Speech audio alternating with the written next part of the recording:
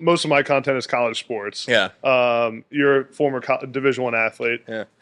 The current state of college athletics has changed a ton in the last 4 to 5 years, probably the last 3 years actually. NIL, transfer portal in college football, college basketball.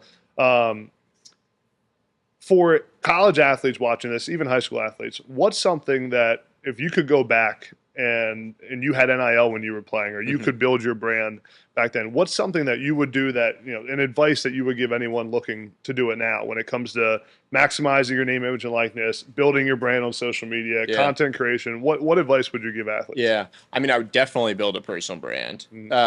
It's all about building assets that are transferable, that accrue value to you over the long term. It's and like post-playing career too. Yeah, it's everything in life, exactly. And your ability to build and harness a platform and an audience, all it is that you then own attention of people, and commerce follows attention. It doesn't matter. Like the traditional way of doing that has been products. Like you can help brands get eyeballs.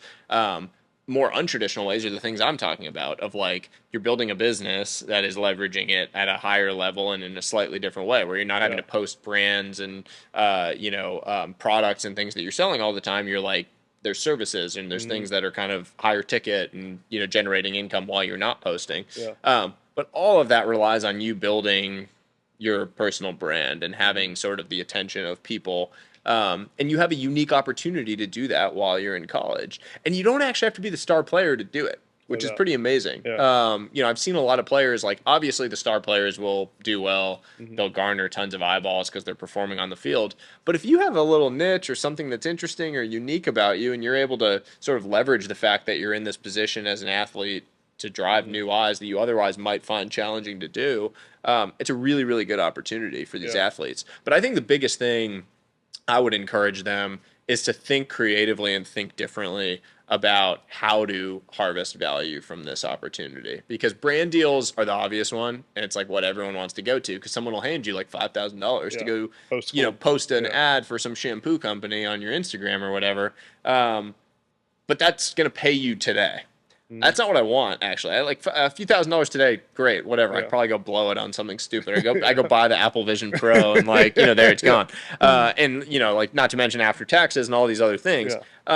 What can you be building that is going to compound for the next 30, 40 years? Like, what are the businesses that can actually be built around what you're doing? What is the durable, sustainable growth and income and wealth that can be created off of all of this? If you want to take control of your health, try Athletic Greens AG1 today and get 5 free travel packs and a 1-year supply of vitamin D free when you use my link, drinkag1.com/nextup. Most people think that I'll do a bunch of these brand deals and then I'll invest in real estate. Will you actually, or are you just saying that? Because what you want to do is you want to create income streams and wealth streams that are disjointed from you having to do anything on a daily basis. I know today that if I don't work for the next week, I'm still going to make just as much money as I would if I worked.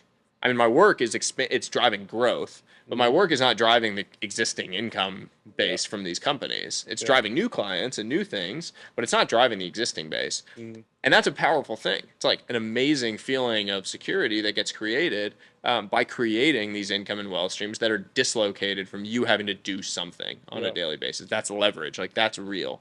So I would focus on that. What's maybe an example of a business or a revenue stream that an athlete, let's say a star football player, that's most people that watch this are, probably a star athlete, star college football player watches this. What's an idea that they could, I know you always got great ideas. What's something they could do that's either like a creator? I mean, look, there's a lot of families in the U.S. of high school children, parents of high school kids who are trying to understand the recruiting process for college. There are tons of services that try to provide support for those processes. Like, no different than a college counselor being hired to help a kid apply to colleges. You got to navigate the recruiting process. How do you talk to coaches? How do you email them? What are the letters you should care about? What shouldn't you care about? Like, very real challenges of being a sort of like mid-fringe potential college athlete. The top ones, it's pretty easy. Like, everything comes to you. It's really easy. The bottom ones, maybe they just shouldn't focus on it. But in the middle, which is kind of where I was, I had no idea. My parents didn't know anything about college sports. So I don't know what I did. It was super clumsy. If you're a college athlete, all those people follow you already. All of the kids that, might be interested in it, the parents, whatever. can you find an operator, partner with an operator who actually might go build out a recruiting service that you can drive leads to and eyeballs to. Yeah. And that type of recruiting service, like, these parents are willing to pay quite a bit of money to potentially get their kid a scholarship. So you're selling to the parents, not the kids, which is the best part. For sure. Yeah. You got to sell where the money is. Yeah, you got to sell where the money is. But yeah, I mean, like, that type of thing. If a kid ends up getting a small scholarship or something like that to go play in college, like that, you can charge whatever you want for that service. Not to mention, it makes the kid really happy. The parents are proud of their kid for going and playing a sport in this place. And I think it would be a really valuable service to like help them navigate the whole process and experience. So, I don't know. It's just a random idea that's coming to my head right now. But like, I'm impressed that popped into your head. I mean, there actually might be something interesting. Yeah. I'm gonna look into that one. Yeah, I'm sure there are. And the thing, actually, like, that's like an important lesson to take away from this is, there's this tendency to think that every idea you have to come up with is like the new Facebook or the new Instagram or the new Snapchat, like some crazy new idea that no one's thought of and so innovative and different.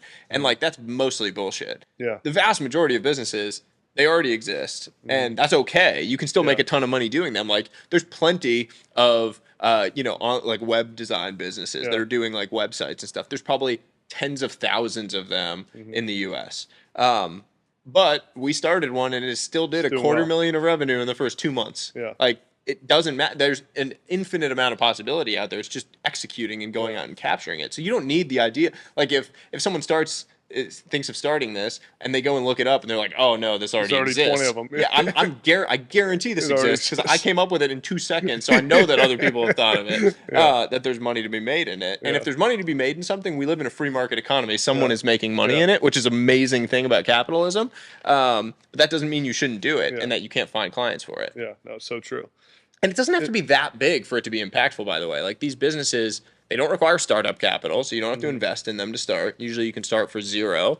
And they make money from day one because you're charging right out of the gate. And so it's like, if you have 5 clients, 10 clients at $5,000 a month, 10 clients makes a $50,000 business. It's probably like 50% margins, like 80% margins if it's just a person, running it and helping you navigate it. So like, you can make a $25K a month revenue stream that like most people in the country can easily live an amazing life off of that, off of one little thing that you came up with. Yeah. We just started it right here. Yeah. I mean, I hope someone starts that. It's great. Yeah.